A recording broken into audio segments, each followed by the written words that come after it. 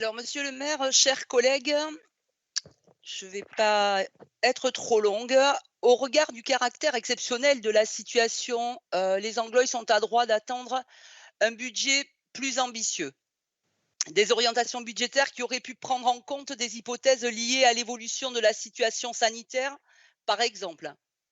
Des orientations budgétaires qui auraient intégré l'hypothèse d'une troisième vague, d'une quatrième vague. Mais votre majorité préfère nous présenter un budget normal. Il aurait fallu, selon nous, des orientations prenant en compte un retour à la normale, une alternative au confinement et à la prise en compte d'une aggravation éventuelle de la situation. Bref, nous aurions été rassurés d'une réflexion tenant compte de la situation sanitaire et sociale que nous traversons. Force est de constater que ce n'est pas le cas. Alors, la situation des Anglo les plus vulnérables n'est pas prise en compte dans vos orientations. La situation des enfants dans les écoles, où on aurait pu imaginer des dédoublements de classes en primaire, par exemple, en maternelle, des recrutements nécessaires dans la période pour soutenir la population. Quelle est la situation sociale précise des Anglois aujourd'hui avec le Covid, monsieur le maire? Un comité de suivi, un comité d'alerte s'impose selon nous, pas uniquement sur les entreprises, monsieur le maire, mais aussi à l'endroit de la population qui, nous le savons, souffre.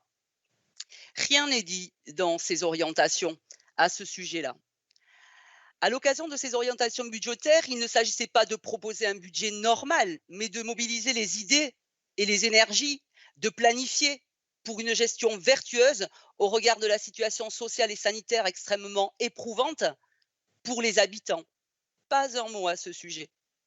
Donc moi, je le répète, nous ne voyons rien, encore une fois, je le répète, rien à l'endroit des familles. Politique petite enfance, enfance, jeunesse, rien. Question cantine, rien. Aide aux devoirs, accompagnement des familles qui souffrent, rien. Vos orientations budgétaires ne sont pas à la hauteur du caractère exceptionnel de la situation sanitaire. Rien n'apparaît d'ailleurs sur ce volet. Alors, à situation exceptionnelle, un budget exceptionnel était attendu pour le moins. L'heure n'est pas aux économies, monsieur le maire, mais l'heure est à l'investissement, à l'aide, aux réponses et aux besoins conséquents des populations fragilisées. Monsieur le maire, la France a franchi la barre des 10 millions de personnes vivant sous le seuil de pauvreté. 1 million de plus cette année. 10 millions vivent donc sous le seuil de 1063 euros par mois. Vous le savez, de nombreux Anglois, des familles en font partie, monsieur le maire. Après les chiffres alarmants de l'INSEE du mois de juin, ce sont ceux du Secours catholique qui annoncent eux aussi la couleur. Le 12 novembre dernier, dans un rapport sur la pauvreté accablant, il pointe la situation grave de nos concitoyens contraints de choisir entre manger ou se chauffer. Le Secours catholique précise que pour 67% des ménages, les revenus se situent sous le seuil de pauvreté, soit moins de 600 euros par mois, et qu'un quart des ménages ne perçoit même aucune ressource. En septembre, c'est le Secours populaire qui a alerté sur l'escalade de la pauvreté depuis le Covid-19.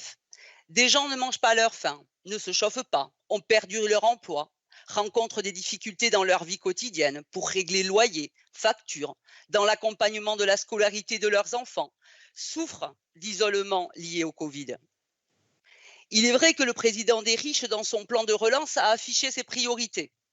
20 milliards sans contrepartie pour les plus grandes entreprises, 800 millions pour nos concitoyens les plus pauvres, soit 0,8% du plan de relance. Anglette fait du pareil au même, monsieur le maire. Vous menez la même politique que le président Macron. Vous restez aveugle à la détresse de la population, pourtant traduite dans des rapports sérieux et accablants d'associations reconnues.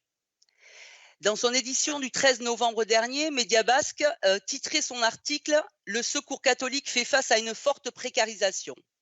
L'antenne de Bayonne du Secours catholique confirmant l'accélération de la précarité des familles ici, sur notre territoire.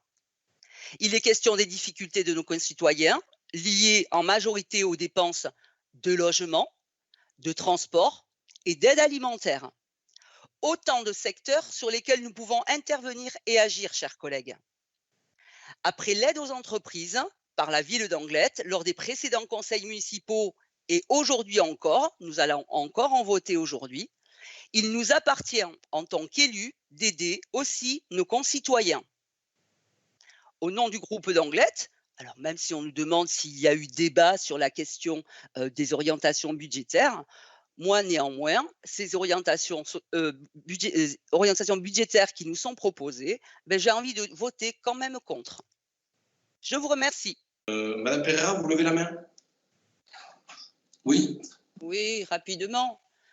Effectivement, on ne sera jamais d'accord. Ça, on est complètement d'accord avec ça. Mais il faut reconnaître, monsieur le maire, que néanmoins, le volet social, c'est le grand absent de vos orientations, mais ça, on en a l'habitude. Mais j'ai envie de dire plus particulièrement dans la période que nous vivons. Alors, on n'habite pas une ville sinistrée comme certaines villes de France, hein, je pense aux banlieues, je pense dans les grandes métropoles, etc. Effectivement. Donc, ça veut dire que les aides et le soutien de la ville d'Anglette à l'endroit des personnes en difficulté sur notre commune. Il est tout à fait possible de délibérer, de faire des propositions, d'autres villes l'ont fait, de proposer et d'être attentif en regardant le bilan du CCAS, d'aides que l'on pourrait voter ici en conseil municipal à l'endroit des familles et de nos jeunes et des personnes âgées et des personnes les plus vulnérables de notre ville. On a de cesse de voter des aides aux entreprises, mais c'est à l'image de ce que je disais tout à l'heure, c'est la même politique que la politique Macron. Les entreprises sont aidées à différents échelons, communal, départemental, régional et national, et il fallait et il faut continuer de les soutenir, mais regardez également comment on aide et qui on aide. Parce qu'on aide également de la même manière des gros groupes et des grosses entreprises qui de toute façon licencient. Et ça existe sur notre territoire. De nombreux citoyens perdent leur job et c'est pas terminé. Moi, ce que je vous demande juste, monsieur le maire, c'est quand même bon sang de proposer des solutions, de faire des délibérations et on pourrait en discuter sur les aides à apporter aux familles d'Anglette qui souffrent le plus. Voilà, il n'y a pas eu une seule délibération dans ce sens. Et les problèmes qu'ils avaient hier se sont accentués avec la crise. Donc moi, juste, c'est ce que je vous demande.